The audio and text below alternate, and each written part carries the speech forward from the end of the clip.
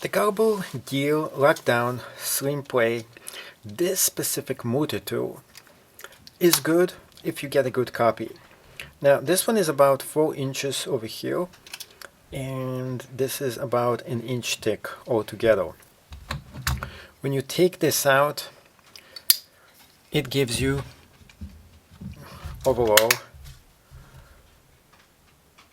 6.5 inches long. Now it also features a pry bar over here as well. So lots of handy tools, and there's only very few of them here. And if you're looking for the minimalistic lifestyle, this one is definitely it. It is very slim and it has 2 tools. You're going to be using it a lot of times. Now if you get a good copy, this is probably a decent motor tool. The price is also pretty good as well. So what is the issue over here? So the biggest problem with it is actually the construction of this. The liner lock is just terrible.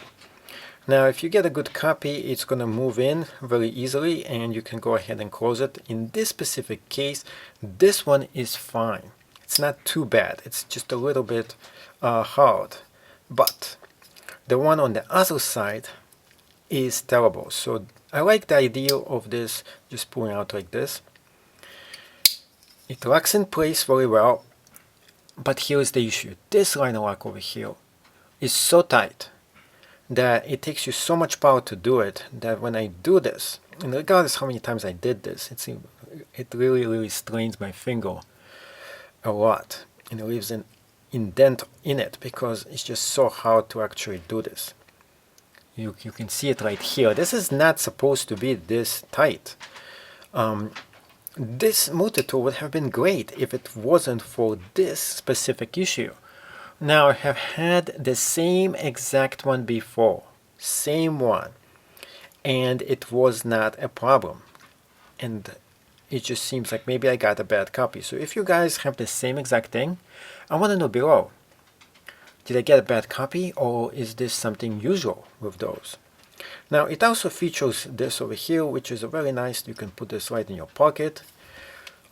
This one lets you go ahead and open up a lot of cans. Now I can actually tell why this thing has been discounted on Amazon. Now you can get the same exact deal. There's going to be a link below to the Amazon one in case you have way stronger fingers than me, or of course in case you get lucky and you get a decent version of this too.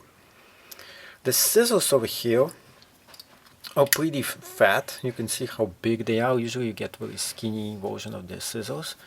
So it really gives you all the stuff you need in a motor tool, but all the minimalistic stuff. You don't need anything extra. And if you need something just to put it around, it has a decent grip. This thing has been designed almost excellent with just one minor problem, which makes this thing totally ridiculously bad. So quality control is just terrible when it comes to this product. It could have been awesome, but it's not. So when you open this up, as long as I don't go ahead and close it all the way, this thing is not too bad. But once you close it, oh man, I hate doing this. I hate opening and closing this thing. And regardless how many times I actually did this, regardless of even if I put it in super hot water, this did not let out. It did not become any better with use. So this is something that if you're getting one of those and you're thinking about, and you're on the fence, well, maybe order 2 of those, 3 of those. Maybe one of them is good, and send the rest of them back. That's my suggestion for you.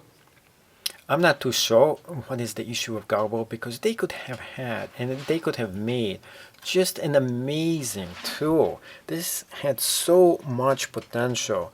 Now I got a previous version of the same exact one.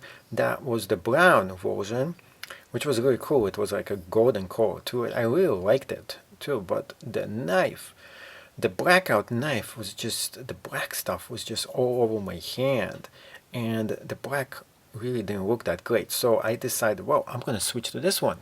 Oh, big mistake. So this one had a different issue. It just seems like you can't get your break with Gerber. Yeah, you're going to save a few bucks on it, But just don't